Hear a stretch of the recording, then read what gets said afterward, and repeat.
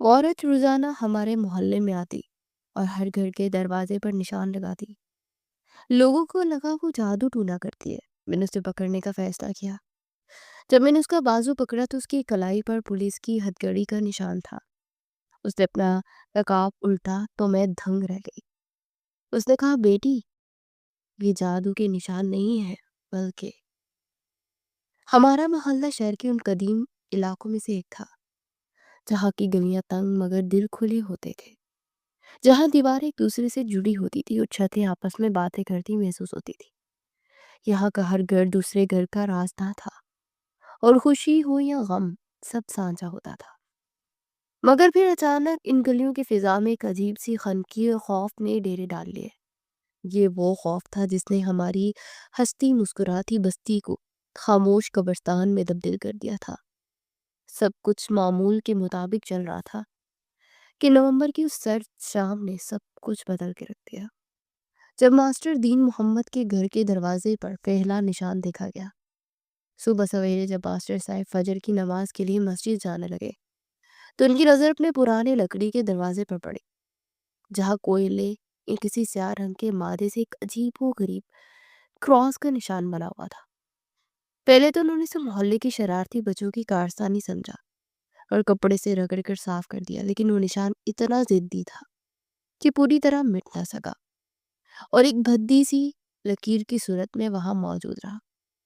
Master صاحب نے اس بات کو نظر انداز کر دیا اور مسجد چلے گئے، مگر جب واپس آئے تو دیکھا کہ محلے کی نکڑ پر واقع بیوہ ہاجرہ کے گھر کے باہر عورتوں کا ہجوم جمع ہے۔ میں بھی تجسس کے ہاتھوں مجبور ہو کر وہاں پہنچی تو دیکھا کہ ہاجرہ خالہ خوف سے کانپ رہی تھی اور ان کے گھر کے لوہے کے گیٹ پر بھی بالکل ویسا ہی سیاہ نشان موجود تھا جیسا ماسٹر صاحب کے دروازے پر تھا۔ یہ محض اتفاق نہیں ہو سکتا تھا۔ ہاجرہ خالہ روتے ہوئے کہہ رہی تھی کہ یہ کسی نے کالا جادو کیا ہے، یہ بربادی کا نشان ہے۔ ان کی باتوں نے وہاں کھڑی عورتوں کے دلوں میں ایک وہم کا بیج بو دیا۔ جو محلے کی بڑی بوڑھیوں نے طرح طرح کی قیاس آرائیاں شروع کر دی۔ کسی نے کہا یہ آسیب کا سایہ، تو کسی نے کہا کہ کوئی دشمن اس محلے کی خوشیوں کا نظر لگا رہا ہے۔ وہ دن تو جیسے تیسے گزر گیا، مگر شام ہوتے ہی گلیوں میں ہو کا عالم ہو گیا۔ جہاں بچے مغرب کے بعد بھی شور مچاتے تھے، وہاں ماں نے بچوں کو گھروں میں قید کر لیا۔ ہر کوئی اب دروازے کی کنڈی بار بار چیک کر رہا تھا۔ رات گہری ہوئی تو خوف کے سائے بھی لمبے ہو گئے۔ اب کمرے کی کھڑکیوں سے باہر جھانک رہی تھی، جہاں اسٹریٹ لائٹ کی مدھم روشنی میں گلیاں ویران پڑی تھی۔ اچانک مجھے گلی کے موڑ پر ایک سایہ دہراتا ہوا محسوس ہوا۔ میرا دل زور سے دھڑکا۔ میں نے غور سے دیکھا تو ایک عورت تھی جو سیاہ برقعے میں ملبوس تھی۔ اس کی چال میں ایک عجیب سی پرسرار تیزی تھی اور وہ چلتے ہوئے زمین پر پاؤں نہیں مار رہی تھی، بلکہ ایسا لگ رہا تھا جیسے ہوا میں تیر رہی ہو۔ وہ ماسٹر دین محمد کے گھر کے سامنے رکی نہیں، بلکہ سیدھی آگے بڑھ گئی اور حاجی اسلم کے گھر کے باہر رک گئی۔ اس نے اپنی سانس روک لی کہ اب کیا ہوگا۔ اس نے اپنے برقعے کے اندر سے ہاتھ نکالا اور ایک پل میں دروازے میں کچھ لکیریں کھینچ دی۔ یہ سب اتنی تیزی سے ہوا کہ پلک چپکنے کی دیر تھی اور وہ سائے کی طرح اندھیرے میں غائب ہو گئی۔ میں سکتے کے عالم میں کھڑکی سے ہٹ گئی اور سوچنے لگی کہ کیا میں نے خواب دیکھا ہے یا حقیقت صبح ہوئی ہے۔ تو میرا شک یقین میں بدل گیا۔ حاجی اسلم کے گھر پر بھی نشان موجود تھا۔ اب یہ بات صرف وہم نہیں رہی تھی، بلکہ ایک ٹھوس حقیقت بن چکی تھی کہ کوئی رات کے اندھیرے میں آتا ہے اور ہمارے گھروں کو نشان زد کر کے چلا جاتا ہے۔ محلے کی مسجد میں اعلان ہوا کہ لوگ رات کو ہوشیار رہیں اور چھیڑی پہرا لگائے جائے۔ نوجوانوں نے ڈنڈے اور ٹارچیں سنبھال لی تاکہ اس پر پرسرار مخلوق کو پکڑا جا سکے۔ میں نے فیصلہ کیا کہ میں خاموش رہوں گی اور دیکھوں گی کہ مرد حضرات کیا کرتے ہیں۔ مگر حیرت کی بات یہ تھی کہ جس رات پہرا سخت ہوا، اس رات وہ عورت آتی ہی نہیں تھی، جیسے اسی غائب کا علم ہو کہ آج کون کہاں چھپا ہوا ہے۔ اور جس رات پہرا ذرا سا بھی ڈھیلا پڑتا، اگلی صبح کسی نہ کسی کے دروازے پر وہ منحوس نشان موجود ہوتا۔ یہ آنکھ مچولی کئی دن تک جاری رہی اور محلے والوں کو خوف وحشت میں تبدیل ہو رہا تھا۔ لوگ اب ایک دوسرے پر شک کرنے لگے تھے کہ یہ کوئی باہر کا نہیں بلکہ اسی محلے کا کوئی فرد ہے جو ہم سے دشمنی نکال رہا ہے۔ लड़ाइयाँ शुरू हो गई और पुरानी रंजिशें निकलने लगी। शक की सुई कभी किसी पर घूमती तो कभी किसी पर, लेकिन वो बुर्कापोश औरत एक मामा बनी हुई थी। मेरा तजस्सुस अब खौफ पर हावी हो चुका था। मैं एक यूनिवर्सिटी की तलबा थी और इस जादू टोने वाली बातों पर यकीन नहीं रखती थी, मगर उस औरत की हरकतें नफ्सियाती तौर पर पूरे मोहल्ले को मफलूज कर रही थी। मुझे लग रहा था कि उसके पीछे कोई गहरा मकसद है, कोई ऐसी बात जो हमारी समझ से बालतर है। एक रात मैं छत पर चढ़ी ताकि पूरे मोहल्ले का नजारा कर सकूं। सर्द हवा चल रही थी और चांद बादलों के पीछे छुपा हुआ था। मैंने देखा कि गली के आखिरी सिरे से वही स्याह साया नमूदार हुआ। आज वो पहले से ज्यादा निडर लग रही थी। वो आहिस्ता आहिस्ता चलती हमारे घर की तरफ आ रही थी और मेरा दिल हलक में आ गया कि आज हमारी बारी है। मैंने छत की मंटीर से झुक कर देखा। वो हमारे दरवाजे पर रुकी और उसने सर उठाकर ऊपर देखा। हालांकि मैं अंधेरे में थी, मगर मुझे लगा कि उसके नकाब के पीछे छुपी आंखें सीधी मुझे दिख रही हैं। एक झरझरी सी मेरे बदन में दौड़ गई। उसने हाथ उठाया और दरवाजे पर एक लंबी लकीर खींच दी, फिर मुड़कर वापस ही अंधेरे में खो गई। मैं फौरन नीचे भागी और दरवाजा खोलकर देखा। वहां एक ताजा निशान मौजूद था, जो गिरे कोयले या राख से लगाया गया था। मैंने उंगली लगाकर देखा तो वो लकीर पूरी मेरे पूरों को काला कर गई। ये जादू नहीं था, ये कोई ठोस मादा था। सुबह जब घर वालों ने निशान दिखा तो कहराम मच गया। अम्मी जान ने फौरन सदका दिया और अब्बा जी ने मौलवी साहब को बुलाकर दम करवाया। मगर मेरे दिमाग में कुछ और ही चल रहा था। मैंने नोट किया कि वो औरत हमेशा उन घरों का इंतखाब करती है जो या तो बहुत पुराने या फिर जिनमें रहने वाले लोग किसी न किसी तरह माजी में एक दूसरे से जुड़े होते हैं। मैंने एक डायरी ली और इन तमाम घरों के नाम लिखना शुरू किए जिन पर अब तक निशान लग चुके थे।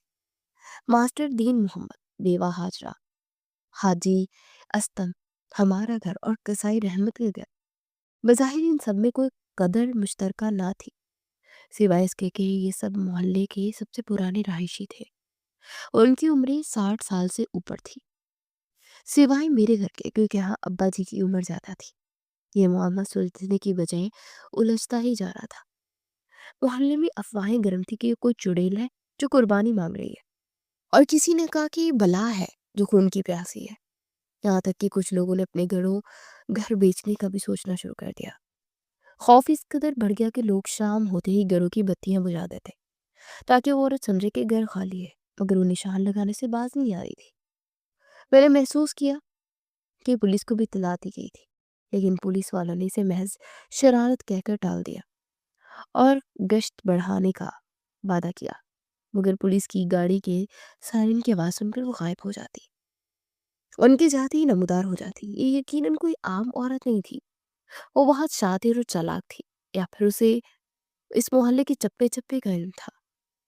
मैंने अपने भाई साजिद से बात करने की कोशिश की कि हम खुद पहरा देते हैं, मगर उसने डांट दिया कि लड़कियों का काम नहीं है ये इन मामलात में टांग अड़ाना, ये मर्दों का काम है। मगर मर्द नाकाम हो रहे थे। वो डंडे लेकर गलियों में घूमते रहते और उनकी आंखों में वो धूल झोंक कर अपना काम कर जाती। मुझे अब यकीन हो चला था कि अगर उसे पकड़ना है तो मुझे ही कुछ करना पड़ेगा, क्योंकि मर्दों की नज़र मोटी होती है, वो बारीकियां नहीं देख पाते जो एक औरत देख सकती है। मैंने अगले 3 दिन तक उसके आने का और जाने का वक्त नोट किया। वो हमेशा रात के 2 से 3 बजे के दरमियान आती थी। ये वो वक्त होता था जब नींद का गलबा सब पर होता था और पहरा देने वाले भी ऊँग रहे होते थे। उसकी एक और खास बात थी कि वो कभी भी सीधे रास्ते से वापस नहीं जाती थी, बल्कि हमेशा गलियों के उन पेचीदा रास्तों का इंतखाब करती थी जो पुराने कब्रिस्तान की तरफ निकलते थे। मेरा मंसूबा खतरनाक था, लेकिन ज़रूरी था। मैं जानना चाहती थी कि आखिर वो चाहती क्या है। क्या वो वाकई जादू करनी है, या कोई जहनी मरीज़ा, या फिर कोई ऐसा राज जो इन दरवाज़ों से लिख रही है जो हम पढ़ नहीं पा रहे। एक दिन शाम को मैंने मोहल्ले की दुकान पर खड़े होकर लोगों की बातें सुनी। दुकानदार कह रहा था कि भाई, ये कोई इंसानी मखलूक नहीं है, मैंने खुद देखा है, इसके पैर उल्टे हैं। दूसरा बोला, नहीं यार, मैंने सुना है कि जब वो चलती है तो घुंघरू की आवाज़ आती है, मगर बहुत धीमी, जैसे कोई दूर नाच रहा हो। ان باتوں نے مجھے ہنسی بھی دی اور غصہ بھی لایا کہ جہالت کس قدر ہمارے ذہنوں پر قابض ہے۔ میں جانتی تھی کہ وہ انسان ہے، کیونکہ وہ رات جب وہ ہمارے گھر کے نیچے کھڑی تھی تو میں نے اس کی سانسوں کی آواز بھی بھاری سنی تھی۔ کوئی سایہ ہے جن سانس نہیں لیتا اور نہ اس کے ہاتھ سے کوئلے کا نشان لگتا ہے۔ میں نے اپنی سہیلی سائمہ سے ذکر کیا تو وہ ڈر کے مارے کانپنے لگی اور مجھے منع کیا کہ میں ایسا کوئی قدم نہ اٹھاؤں جس سے میری جان کو خطرہ ہو، مگر میرا ارادہ پکا تھا۔ میں نے اپنے لیے ایک کالی چادر تیار کی تاکہ میں رات کے اندھیرے میں چھپ سکوں۔ میں نے ایک چھوٹی ٹارچ اور مرچوں کا اسپرے بھی اپنی جیب پہ رکھ لیا، حالانکہ مجھے امید تھی کہ مجھے اس کی ضرورت نہیں پڑے گی، لیکن احتیاط ضروری تھی۔ اور وہ رات آ گئی جب میں نے فیصلہ کیا کہ آج آر یا پار ہوگا۔ میں نے گھر والوں کو بتایا کہ میرے سر میں درد ہے اور میں جلدی سونے جا رہی ہوں۔ میں نے اپنے کمرے کی کنڈی نہیں لگائی تھی اور بستر پر لیٹ کر جاگتی رہی۔ گھڑی کی ٹک ٹک مجھے اپنے دل کی دھڑکن کی طرح سنائی دے رہی تھی۔ رات کے 2 بجے کا وقت ہوا تو گلی میں مکمل سناٹا چھا گیا۔ میں نے دبے پاؤں بستر چھوڑا اور کھڑکی سے باہر دیکھا۔ باہر گپن لے رہا تھا، کوئی اسٹریٹ لائٹ خراب ہو چکی تھی یا شاید کر دی گئی تھی۔ یہ میرے لیے اچھا بھی تھا اور برا بھی۔ میں نے آہستہ سے اپنے گھر کا بیرون دروازہ کھولا۔ شکر ہے کہ میں نے شام کو اس کے قبضوں میں تیل ڈال دیا تھا، اس لیے بغیر کسی آواز کے کھل گیا۔ میں گلی میں نکلی اور دیوار کے ساتھ لگ کر کھڑی ہو گئی۔ سردی کی شدت سے میرے دانت بج رہے تھے، مگر خوف اور جوش نے مجھے گرم رکھا ہوا تھا۔ میں نے اندازہ لگایا کہ آج وہ نچلی گلی کے گھروں کا رخ کرے گی، کیونکہ اوپر والی گلی تقریباً پوری نشان زدہ ہو چکی تھی۔ میں نے نچلی گلی کے موڑ پر ایک پرانے غیر آباد مکان کے ستون کے پیچھے جھک گئی، جہاں سے مجھے پوری گلی صاف نظر آ رہی تھی۔ وقت رینگ رینگ کر گزر رہا تھا۔ تقریباً 2:30 بجے کے قریب مجھے ہلکی سی آہٹ سنائی دی۔ یہ قدموں کی آواز نہیں تھی بلکہ کپڑوں کی سرسراہٹ تھی۔ میں نے سانس روک لی، دیکھا تو گلی کے دوسری سرے سے وہی سیاہ ہیولا نمودار ہوا۔ وہ بالکل خاموشی سے آگے بڑھ رہی تھی۔ اس کے ہاتھ میں کچھ تھا، شاید وہی کوئلہ یا چاک جس سے وہ نشان لگاتی تھی۔ وہ ایک گھر کے سامنے رکی۔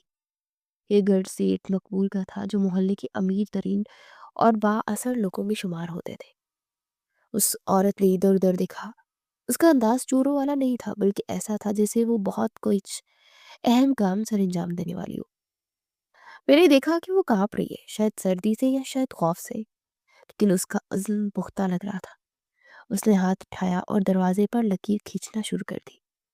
یہی وہ لمحہ تھا جس کا مجھے انتظار تھا۔ میرا دل چاہا میں چیخ ماروں اور سب کو جگا دوں، مگر میں پھر وہ بھاگ جاتی اور راز پھر راز سہ جاتا۔ مجھے اسے رنگے ہاتھوں پکڑنا تھا اور اس کا چہرہ دیکھنا تھا۔ میں نے اپنی چپل اتاری اور ننگے پاؤں دیوار کی اوٹ سے نکلے۔ اپنے کام میں اتنی مگن تھی کہ اسے میرے آنے کا احساس ہی نہیں ہوا۔ میں بلی کی طرح دبے پاؤں اس کے پیچھے پہنچی۔ میرا فاصلہ اس سے صرف چند فٹ رہ گیا تھا اور میں اس کی تیز سانسیں سن سکتی تھی۔ وہ کچھ بڑبڑا رہی تھی مگر الفاظ سمجھ میں نہیں آ رہے تھے، جیسے کوئی دعا مانگ رہی ہو یا بددعا دے رہی ہو۔ اس نے نشان مکمل کیا اور ایک لمحے کے لیے اس پر ہاتھ پھیر کر اسے پکا کیا، جیسے وہ کوئی مہر لگا رہی ہو۔ پھر وہ مڑی تاکہ واپس جا سکے، لیکن اس سے پہلے کوئی قدم اٹھاتی میں نے پوری طاقت جمع کی اور چھلانگ لگا کر اس کا وہ بازو پکڑ لیا جس سے اس نے نشان لگایا تھا۔ اس کی رد عمل شدید تھا۔ اس نے چیخنے کی کوشش کی مگر آواز اس کے حلق میں ہی پھنس گئی۔ اس نے اپنا بازو چھڑانے کی بھی چٹکا، مگر میری گرفت مضبوط تھی۔ مجھے لگا جیسے میں نے کسی کمزور ہڈیوں کے ڈھانچے کو پکڑ لیا ہے۔ اس کے بازو میں گوشت نام کی کوئی چیز نہیں تھی، صرف ہڈی اور کھال تھی، لیکن اس کمزوری کے باوجود اس میں مزاحمت کی عجیب طاقت تھی۔ کون ہو تو؟ کیوں کر رہے ہو یہ سب؟ میں نے دبی ہوئی مگر سخت آواز میں پوچھا۔ وہ خاموش رہی اور صرف اپنا چہرہ چھپانے کی کوشش کرتی رہی جو موٹے نقاب کے پیچھے تھا۔ اسے دوسرے ہاتھ سے مجھے دھکا دینے کی کوشش کی، لیکن میں نے اس کا دوسرا ہاتھ بھی پکڑنے کی کوشش کی۔ اسی کشمکش میں میری نظر اس کی کلائی پر پڑی جو اس کی آستین اوپر ہونے کی وجہ سے ننگی ہو گئی تھی۔ اسٹریٹ لائٹ کی مدھم سی کرن اس کی کلائی پر پڑی اور جو میں نے دیکھا اس نے مجھے ہلا کر رکھ دیا۔ اس کی کلائی پر گہرے نیلے اور کالے نشان تھے اور گوشت پھٹا ہوا تھا، جیسے وہاں برسوں تک کوئی سخت چیز بندی ہو۔ یہ ہتھکڑی کے نشان تھے یا کوئی عام زخم نہیں تھا، بلکہ ایسا زخم تھا جو تب بنتے ہیں جب لوہا برسوں تک کھال کو رگڑتا ہے۔ میرا دماغ گھوم گیا، یہ عورت کوئی جادوگرنی نہیں بلکہ کوئی مجرمہ یا مفرور قیدی لگ رہی تھی۔ کیا میں نے کسی خطرناک قاتل کو پکڑ لیا؟ ایک لمحے کے لیے مجھے خوف محسوس ہوا کہ اس کے پاس کوئی ہتھیار نہ ہو، مگر اب پیچھے ہٹنے کا وقت نہیں تھا۔ میں نے فیصلہ کر لیا تھا کہ آج اس کے نقاب کے پیچھے چھپا چہرہ دیکھ کر آؤں گی، چاہے کچھ بھی ہو جائے۔ بتاؤ کون ہو تو، ورنہ میں شور مچا دوں گی اور پورا محلہ جمع ہو جائے گا اور وہ تمہیں زندہ نہیں چھوڑیں گے۔ میں نے اسے دھمکی دی اور یہ سن کر اس کی مزاحمت کچھ کم ہوئی اور ڈھیلی پڑ گئی۔ شاید اسے اندازہ ہو گیا تھا کہ وہ پکڑی جا چکی ہے اور اب بھاگنے کا راستہ نہیں ہے۔ اس کی وجود سے ایک عجیب سی بو بھی آ رہی تھی، جیسے پرانی کتابوں اور نم آلود دیواروں کی بو ہوتی ہے، یہ شاید جیل کی کوٹریوں کی بو ایسی ہوتی ہے۔ میں نے اس کی آنکھوں میں دیکھا جو نقاب کے سوراخوں سے مجھے گھور رہی تھی۔ ان آنکھوں میں غصہ نہیں تھا، نفرت نہیں تھی، بلکہ ایک گہرا اور اتھاہ دکھ تھا۔ ایک ایسی ویرانی تھی جو میں نے آج تک کسی زندہ انسان کی آنکھوں میں نہیں دیکھی۔ ان آنکھوں نے مجھے ایک لمحے کے لیے کمزور کر دیا، مگر پھر مجھے وہ سارے نشان یاد آئے جنہوں نے ہمارے محلے کا سکون برباد کر دیا تھا۔ میں نے اپنے دل کو سخت کیا۔ میں نے فیصلہ کیا کہ اب مجھے اس نقاب کو الٹنا ہے اور دیکھنا ہے کہ کون ہے جو ہمارے گھروں کو نشان زد کر کے ہمیں خوف میں مبتلا کر رہی ہے۔ میں نے اپنا ہاتھ اس کے نقاب کی طرف بڑھایا۔ وہ پیچھے ہٹی مگر دیوار تھی، اب وہ کہیں نہیں جا سکتی تھی۔ یہ سچائی کا لمحہ تھا۔ میں نے ایک گہری سانس لی اور اس کے چہرے سے نقاب لوچنے کے لیے ہاتھ آگے بڑھایا۔ میرے ہاتھ کی جنبش نے جسے وقت کو تھم جانے پر مجبور کر دیا۔ میں نے جھٹکے سے اس کے چہرے سے نقاب ہٹایا اور جو چہرہ میرے سامنے آیا وہ کسی چڑیل یا بلا کا نہیں تھا، بلکہ ایک ایسی بوڑھی عورت کا تھا جس کے چہرے کی ہر جھری میں ایک صدی کا غم آباد تھا۔ اس کی رنگت ہلدی کی طرح زرد تھی اور آنکھوں کے گرد گہرے سیاہ حلقے تھے جو بتا رہے تھے کہ یہ آنکھیں برسوں سے سوئی نہیں ہے۔ اس کے بال چاندی کی طرح سفید تھے جو الجھے ہوئے تھے اور پیشانی پر ایک گہرا زخم کا نشان تھا جو شاید اب بھر چکا تھا مگر اب موجودگی کا احساس دلا رہا تھا۔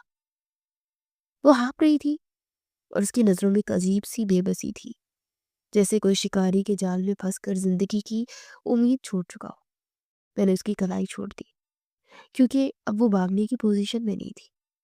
وہ وہیں زمین پر بیٹھ گئی اور اپنے دونوں ہاتھوں سے چہرہ چھپا کر رونے لگی۔ اس کا رونا دہاڑے مار کر نہیں تھا بلکہ ایک خاموش ماتم کی طرح تھا جس میں آنسو تو تھے مگر آواز نہیں تھی۔ میں بھی اس کے پاس بیٹھ گئی۔ میرا غصہ ہمدردی اور حیرت میں بدل چکا تھا۔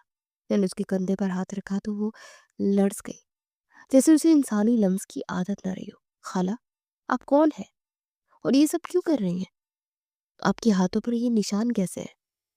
میں نے نرمی سے پوچھا مگر میرے لہجے میں اصرار تھا جو کافی دیر تک وہ خاموش بھی اور صرف اپنی کلائی کو سہلاتی رہی۔ پھر اس نے سر اٹھایا اور میری آنکھوں میں دیکھا۔ اس کی آنکھوں میں ویرانی کا ایک ایسا صحرا تھا جس نے مجھے اندر تک ہلا دیا۔ اس نے کانپتی ہوئی آواز میں بولنا شروع کیا، بیٹی تم مجھے نہیں جانتی کیونکہ تم شاید اس وقت پیدا بھی نہیں ہوئی ہوگی یا بہت چھوٹی ہوگی جب میں اس محلے کی رونق ہوا کرتی تھی۔ میرا نام سکینہ ہے اور آج سے 15 سال پہلے میں اسی محلے کی عزت تھی، مگر ان دیواروں نے، ان گلیوں نے اور یہاں کے رہنے والے معزز لوگوں نے مجھے زندہ درگور کر دیا۔ اس کی آواز میں ایسا درد تھا کہ میرے رونگٹے کھڑے ہو گئے۔ میں نے اسے پانی پلانے کی کوشش کی جو میں اپنے ساتھ لائی تھی مگر اس نے انکار کر دیا اور اپنی بات جاری رکھی۔ یہ 15 سال پہلے کی بات ہے۔ میرا شوہر فوج میں صوبے دار تھا اور ایک بارڈر ایکشن میں شہید ہو گیا تھا۔ میرے پاس اس کی نشانی میری 4 سالہ بیٹی زویا تھی اور یہ مکان تھا جو گلی کے نکڑ پر واقع ہے جسے اب لوگ بھوت بنگلہ کہتے ہیں۔ یہ شاید سیٹ مقبول سے گودام بنا لیا ہے۔ وہ میرا گھر تھا، میرا آشیانہ تھا جہاں میں نے اپنی زندگی کے سب سے حسین دن گزارے تھے۔ میرے شوہر کی شہادت کے بعد مجھے لگا یہ محلہ میرا خاندان ہے، یہ لوگ میرے محافظ ہیں ماسٹر دین محمد جنہیں پورا محلہ شرافت کا پیکر سمجھتا ہے، وہ میرے شوہر کے بچپن کے دوست تھے۔ حاجی اسلم جن کی پرہیزگاری کی قسمیں کھائی جاتی ہیں مجھے اپنی بہن کہتے تھے، اور یہ بیوہ ہاجرہ جو بڑی مظلوم بنتی ہے، یہ میرے گھر کا راشن مجھ سے ادھار لیتی تھی۔ میں نے ان پر اندھا اعتماد کیا جو میری زندگی کی جو میری سب سے بڑی غلطی تھی۔ وہ ایک لمحے کی لڑکی جیسے ماضی کے اوراق پلٹ رہی ہو، سر لمبی سانس لی اور دوبارہ گوئی۔ میرے شوہر کی پینشن اور جمع پونجی اچھی خاصی تھی، اور ہمارا گھر بہت بڑی جگہ پر بنا ہوا تھا۔ سیٹھ مقبول کی نظر ہمارے گھر پر تھی، اپنی فیکٹری کو بڑھانے کے لیے میرا گھر خریدنا چاہتا تھا۔ اس نے کئی بار مجھے پیغام بھیجا کہ منہ مانگی قیمت لے لو اور گھر خالی کر دو، مگر میں راضی نہیں تھی، کیونکہ اس گھر کے ہر کونے میں میرے شوہر کی یادیں تھیں اور میں اپنی بیٹی کو اس گھر میں بڑا کرنا چاہتی تھی۔ جب سیٹھ مقبول سیدھی انگلی سے گھی نہ نکال سکا تو اس نے انگلی ٹیڑھی کا استعمال کیا، اور اس سازش میں وہ اکیلا نہیں تھا، بلکہ اس نے ان لوگوں کو خریدا جنہیں میں اپنا سمجھتی تھی۔ ایک منحوس رات میرے گھر کے پچھلے دروازے سے کچھ لوگ اندر داخل ہوئے۔ میں سمجھی چور ہے، میں نے شور مچایا تو انہوں نے میرے منہ پر کپڑا ڈال دیا۔ وہ چوری کرنے آئے تھے، بلکہ چوری کا مال رکھنے آئے تھے۔ انہوں نے میرے شوہر کے پرانے صندوق میں سونے کے زیورات اور کچھ بنڈل نوٹوں کے رکھ دیے اور چلے گئے۔ مجھے کچھ سمجھ نہیں آیا کہ یہ کیا ہو رہا ہے۔ صبح ہوتی پولیس کی گاڑیاں میرے گھر کے باہر موجود تھی۔ پولیس انسپیکٹر کے ساتھ حاجی اسلم بھی تھا جو مگرمچھ کے آنسو رو رہا تھا۔ اس نے پولیس کو بتایا کہ اس گھر کے رات کو ڈکیتی ہوئی ہے اور اسے شک ہے کہ کام سکینہ نے اپنا کسی آشیانہ کے ساتھ مل کر کیا ہے۔ میں حیران رہ گئی کہ جس شخص کو میں بھائی سمجھتی ہوں وہ مجھ پر اتنا گھٹیا الزام کیسے لگا سکتا ہے۔ پولیس نے تلاشی لی اور وہ سارا سونا اور پیسہ میرے صندوق سے برآمد ہوا جو رات کو لوگ خود رکھ کر گئے تھے۔ میں چیختی رہی کہ میں گناہ کار ہوں، یہ سازش ہے، مگر میری فریاد سننے والا کوئی نہیں تھا۔ پولیس نے مجھے ہتھکڑی لگا دی۔ میری 4 سالہ بیٹی زویا میری ٹانگوں سے لپٹ کر رو رہی تھی، وہ امی امی پکار رہی تھی، مگر ان ظالموں نے مجھ سے اسے جدا کر دیا۔ انسپیکٹر نے مجھے بالوں سے پکڑ کر گاڑی میں ڈالا جیسے میں کوئی عادی مجرم ہوں۔ سکینہ بیگم کی آنکھوں میں آنسو بارش کی طرح بہ رہے تھے، مگر اس نے بات نہیں روکی، جیسے وہ سالوں کا زہر باہر نکالنا چاہتی ہوں۔ مقدمہ عدالت میں چلا تو مجھے امید تھی کہ محلے والے سچ بولیں گے۔ یہ سب جانتے کہ میں کیسی عورت ہوں، میرے پاس پیسوں کی کمی نہیں تھی تو میں چوری کیوں کرتی، لیکن عدالت میں جو ہوا اس نے میری انسانوں پر سے اعتبار ہی ختم کر دیا۔ کٹہرے میں سب سے پہلے ماسٹر دین محمد آئے، وہ ہاتھ میں تسبیح لیے ہوئے تھے، اپاتے پر محراب کا نشان تھا۔ انہوں نے قرآن پاک پر ہاتھ رکھ کے قسم کھائی اور کہا، جج صاحب، میں اس عورت کو شرافت کی دیوی سمجھتا تھا، مگر میں نے اپنی آنکھوں سے اسے رات کے اندھیرے میں حاجی اسلم کے گھر سے نکلتے دیکھا تھا، اور اس کے ساتھ ایک نامحرم مرد بھی تھا۔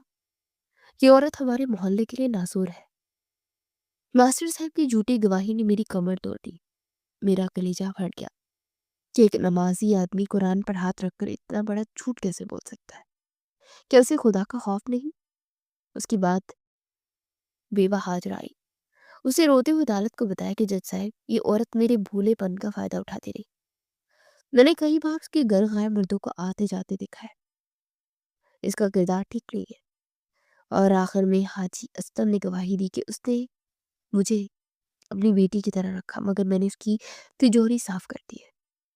ان 3 گواہوں کی بنیاد پر حاجی نے مجھے مجرم قرار دے دیا۔ میرا وکیل بھی شاید ان کے ساتھ ملا ہوا تھا، اس نے میرا کیس کمزور کر دیا۔ مجھے 15 سال قید و مشقت کی سزا سنائی گئی۔ جب حاجی فیصلہ سنا رہا تھا تو میں نے مڑ کر دیکھا، سیٹھ مقبول، حاجی اسلم اور ماسٹر دین مجھے ایک دوسرے کو دیکھ کر مسکرا رہے تھے۔ ان کی آنکھوں میں فتح کی چمک تھی اور میری آنکھوں میں بربادی کا اندھیرا۔ مجھے جیل بھیج دیا گیا اور میری بیٹی زویا کو دارالمان کے حوالے کرنے کا حکم دیا، مگر مجھے بعد میں پتہ چلا کہ وہ دارالمان پہنچی ہی نہیں۔ وہ کہا گئی کس حال میں گئی، زندہ بھی ہے نہیں۔ میں 15 سال سے بس یہی سوچ سوچ کر پاگل ہوتی رہی۔ سکینہ بی بی نے اپنی کلائی آگے کی جہاں ہتھ کڑی کی گہرے نشان تھے۔ دیکھو بیٹی، یہ نشان دیکھ رہی ہو، یہ جیل کے نشان ہے۔ وہاں مجھ پر جو گزری وہ میں تمہیں لفظوں میں بھی نہیں بتا سکتی۔ جیل کی کوٹری میں مجھے 15 سردیاں اور 15 گرمیاں اسی طرح گزاری کہ ہر پل موت کی دعا مانگتی۔ وہاں کا عملہ جانوروں سے بھی بدتر سلوک کرتا، چونکہ میں چور اور بدچلن مشہور ہو گئی تھی، اس لیے مجھ پر سختی بھی زیادہ تھی۔ میں دن بھر پتھر توڑتی، چکی پیستی، رات کو ٹھنڈی زمین پر سوتی۔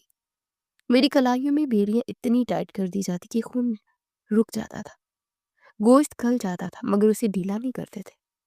کئی بار زخموں میں کیڑے پڑ گئے مگر دوا نہیں ملی۔ میں درد سے چیختی تو جیلر آ کر اور مارتی کہ ڈرامے مت کرو۔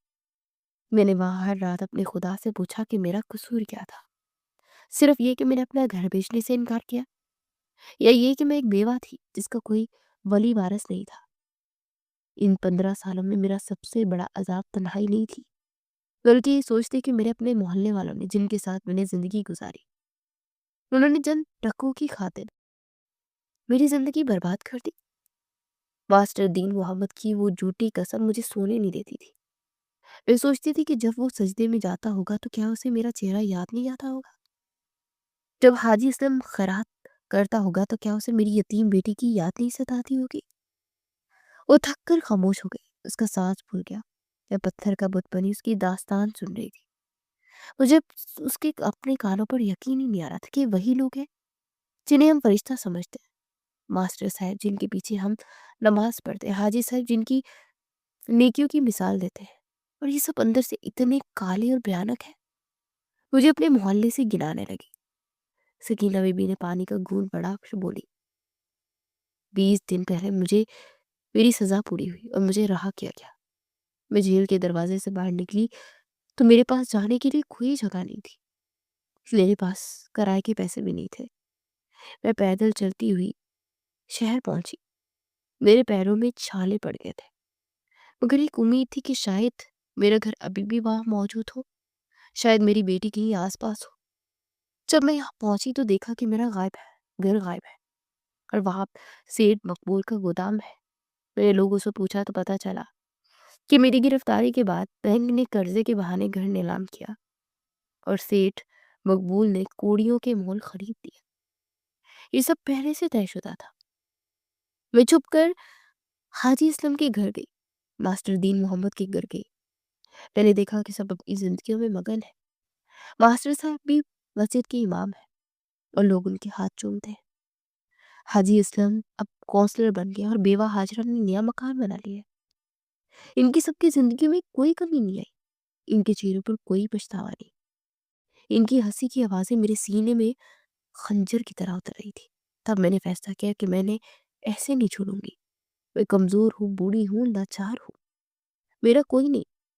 میں ان کا مقابلہ طاقت سے نہیں کر سکتی۔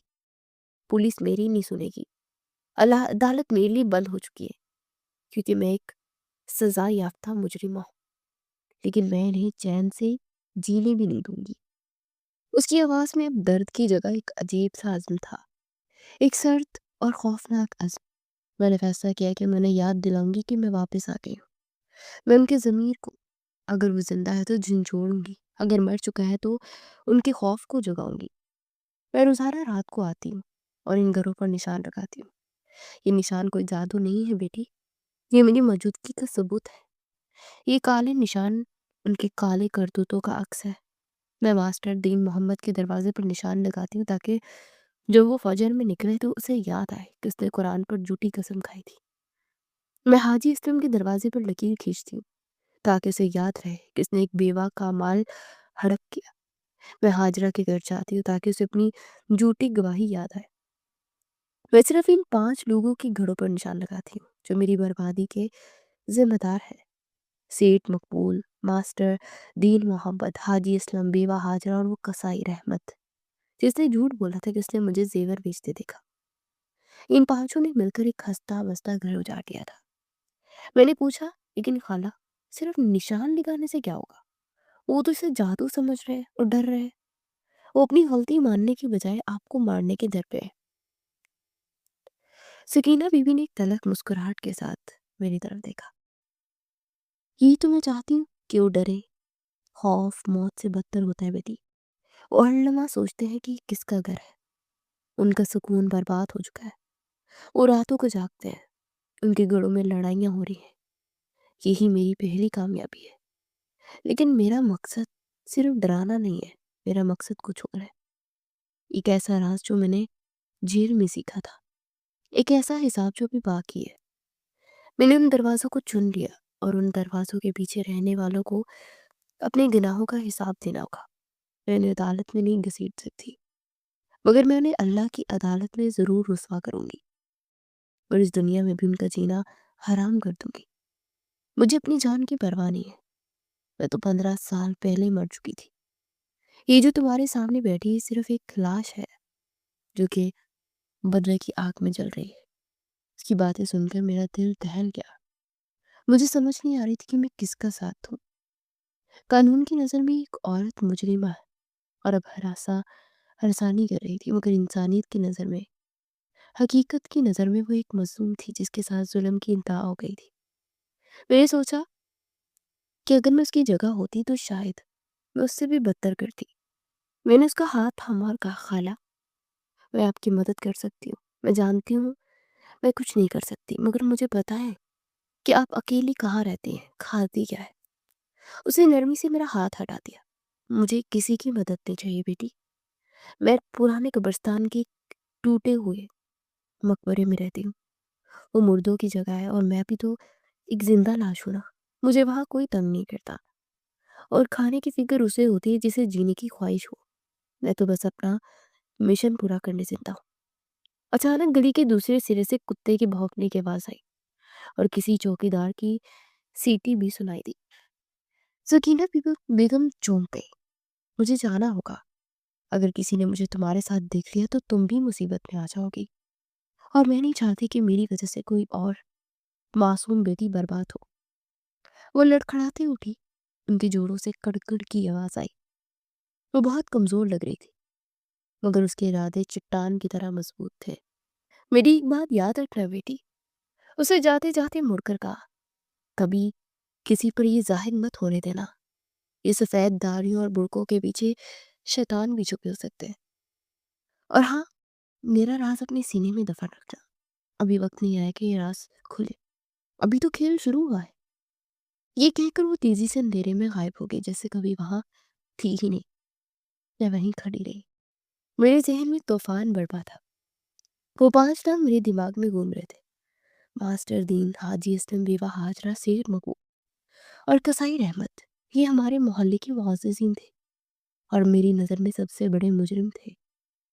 میں نے زمین پر دیکھا جہاں وہ بیٹھی تھی، وہاں اس کے آنسوؤں کے چند قطرے مٹی میں جذب ہو چکے تھے۔ یہ مظلوم کے آنسو تھے، اور کہتے ہیں کہ مظلوم کے آنسو عرش ہلا دیتے ہیں۔ مجھے احساس ہوا کہ ہمارے محلے پر جو خوف طاری ہے وہ بلا وجہ نہیں ہے، یہ قدرت کا انتقام اور ان ظالموں کا پیچھا کر رہا ہے۔ میں بھاری قدموں کے ساتھ واپس اپنے گھر کی طرف مڑی۔ میرا دل بوجھل تھا اور میں جانتی تھی کہ وہ نشان جادو کے نہیں تھے، بلکہ وہ 15 سالہ پرانی چیخیں تھی جو ان دروازوں پر ثبت ہو رہی تھی۔ میں اپنے بستر پر لیٹ گئی، مگر نیند میری آنکھوں سے کوسوں دور تھی۔ میں سوچ رہی تھی کہ سکینہ بی بی نے کہا تھا کہ ابھی تو کھیل شروع ہوا ہے، اس کا کیا مطلب تھا؟ وہ آگے کیا کرنے والی تھی؟ اور وہ کون سا راز تھا جو اس نے جیل میں سیکھا تھا؟ اور سب سے بڑی بات، کیا میں خاموش تماشائی بنی رہوں؟ یہ ظلم کے خلاف کچھ کروں گھر میں؟ مگر میں کر بھی کیا سکتی تھی؟ ان طاقتور لوگوں کے خلاف میری آواز کون سنے گا؟ اسی کشمکش میں صبح کی اذان ہو گئی۔ میری سنا کی اذان ماسٹر دین محمد دے رہے تھے۔ ان کی آواز ہمیشہ کی طرح پرسوز تھی، مگر آج مجھے اس آواز میں منافقت کی بو آ رہی تھی۔ میں نے فیصلہ کر لیا کہ سکینہ بی بی کا ساتھ دوں گی، لیکن کیسے، یہ مجھے بھی معلوم نہیں تھا، مگر مجھے یقین تھا کہ ان دروازوں پر لگے نشان اب مٹیں گے نہیں، بلکہ یہ نشان ان گھڑوں کے مکینوں کے چہروں پر غارت مل کر ہی دم لیں گے۔ اور رات میرے لیے قیامت سے کم نہیں تھی، کیونکہ اب میں ایک ایسے بھیانک سچ کی امین تھی جو میرے سینے میں لاوے کی طرح ابل رہا تھا۔ اگلی صبح جب میں بیدار ہوئی تو میری آنکھیں سوجی ہوئی تھی اور سر میں شدید درد تھا۔ میں نے کھڑکی سے باہر جھانکا تو گلی میں معمول کی رونق تھی۔ ماسٹر دین محمد مسجد سے نکلتے رہے تھے اور لوگ ادب سے انہیں سلام کر رہے تھے۔ حاجی اسلم اپنی دکان کے باہر کرسی بچھا کر بیٹھے تھے اور تسبیح گھما رہے تھے، جبکہ سیٹ مقبول اپنی گاڑی میں بیٹھ کر کہیں جا رہے تھے۔ بظاہر سب کچھ پرسکون تھا، مگر میں جانتی تھی کہ یہ سکون طوفان سے پہلے کی خاموشی ہے۔ میری نظر ان کے گھروں کے دروازے پر جم گئی جہاں سکینہ خالہ کے لگائے ہوئے سیاہ نشان ابھی موجود تھے، اور عجیب بات یہ تھی کہ کوشش کے باوجود وہ مٹ نہیں رہے تھے، جیسے ان گھروں کی پیشانی پر کلنک کا ٹیکا لگ گیا ہو۔ میں سارا دن بے چین رہی۔ میرا دل چاہ رہا تھا کہ میں چیخ چیخ کر سب کو بتا دوں کہ عزت دار لوگ دراصل بھیڑیے ہیں، مگر سکینہ خالہ کی بات میرے کانوں میں گونج رہی تھی کہ ابھی وقت نہیں آیا۔ شام کے سائے گہرے ہوتے ہوئی میں نے فیصلہ کیا کہ مجھے سکینہ خالہ سے دوبارہ ملنا چاہیے۔ میں چپتے چھپاتے پرانی قبرستان کی طرف گئی۔ وہاں کی فضا میں ایک عجیب سی ویرانی اور اداسی تھی۔ ٹوٹی پھوٹی قبروں کے درمیان ایک قدیم مقبرہ تھا جس کی چھت گر چکی تھی۔ وہاں میں نے سکینہ خالہ کو دیکھا۔ وہ ایک ٹوٹی ہوئی قبر کے سراہانے بیٹھی تھی اور کچھ پرانے کاغذات دیکھ رہی تھی۔ مجھے دیکھ کر وہ مسکرائی۔ ان کی مسکراہٹ میں اب درد کی بجائے ایک عجیب سا اطمینان تھا۔ آ گئی بیٹی، مجھے یقین تھا تم آؤ گی، انہوں نے کہا۔ میں ان کے پاس بیٹھ گئی۔ خالہ، اب آگے کیا کرنا ہے؟ میں ان ظالموں کو مزید ہنستا ہوا نہیں دیکھ سکتی، میں نے جذباتی ہو کر کہا۔ سکینہ خالہ نے میرے سر پر ہاتھ رکھا اور وہ کاغذات میری طرف بڑھائے۔ یہ چند پرانے خطوط اور ایک ڈائری تھی۔ یہ میرا آخری بار ہے بیٹی۔ جیل میں مجھے ایک بات سمجھ آئی تھی کہ چور اور جھوٹے لوگ کبھی ایک دوسرے کے وفادار نہیں ہوتے، اور ان کا اتحاد صرف مطلب کا ہوتا ہے، اور جب مطلب پر آ جاتی ہے تو یہ ایک دوسرے کو نوچ کھاتے ہیں۔ میں نے حیرت سے پوچھا، ان کاغذوں میں کیا ہے؟ سکینہ خالہ نے بتایا کہ جب وہ لوگ میرے گھر سے چوری کا مال برآمد کروا رہے تھے تو اس دوران انہوں نے میرے شوہر کی اصلی وصیت اور جائیداد کے کاغذات بھی چرا لیے تھے تاکہ بعد میں آپس میں بانٹ سکے، مگر مجھے پتا چلا کہ سیٹ مقبول نے مجھ سے کاغذات دبا لیے تھے اور باقیوں کو فوٹو کاپیاں دی تھی تاکہ وہ اکیلا مالک بن سکے۔ یہ بات مجھے جیل میں ملنے والی دوسری قیدی عورت نے بتائی جو سیٹ مقبول کے گھر کام کرتی تھی اور چوری کے الزام میں جیل آئی تھی۔ اب تمہیں صرف یہ کرنا ہے کہ یہ 5 لفافے جو میں نے تیار کیے ہیں انہیں ان 5 کے گھروں میں پہنچانا ہے۔ ہر لفافے میں سے ایک دوسرے کی خیانت کا کچا چھٹا دکھتی ہے۔ سیٹ مقبول کو میں نے لکھا ہے کہ حاجی اسلم پولیس کا مخبر بن گیا اور پرانے کیس دوبارہ کھلوا رہا ہے۔ ماسٹر دین محمد کو میں نے لکھا ہے کہ بیوہ حاجرہ نے پچھتاوے میں آ کر سب کچھ سچ بتانے کا فیصلہ کر لیا، اور قصائی رحمت کو میں نے لکھا ہے کہ سیٹ مقبول اس کو پھنسانے کی تیاری کر رہا ہے۔ یہ منصوبہ شاندار تھا، یہ ان کے شک کو یقین میں بدلنے کا بہترین طریقہ تھا۔ میں نے وہ لفافے لیے اور رات کے اندھیرے میں اپنا مشن شروع کیا۔ میں نے بہت احتیاط سے وہ خطوط ان کے گھروں کے دروازے کے نیچے سرکا دیے۔ یہ وہ چنگاری تھی جو ان کے بارود کی دیر کو آگ لگانے والی تھی۔ اگلی صبح محلے کا نقشہ ہی بدلا ہوا تھا۔ سب سے پہلے شور حاجی اسلم کے گھر سے اٹھا۔ سیٹ مقبول وہاں پہنچا ہوا تھا اور دونوں کے درمیان شدید تلخ کلامی ہو رہی تھی۔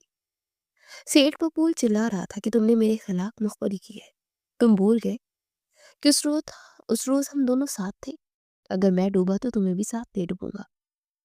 حاجی اسلم جو ہمیشہ دھیمی بات کرتا تھا غصے سے لال پیلا ہو گیا کہ تم نے اصلی کاغذات دبائے، مجھے جھوٹی کاپیاں دی، تم نے میرا حصہ کھایا۔ محلے والے حیرت سے جمع ہو رہے تھے کہ اتنے گہرے دوست آج جانی دشمن کیسے بن گئے۔ اس نے ماسٹر دین محمد بھی وہاں پہنچ گئے۔ وہ کانپ رہے تھے۔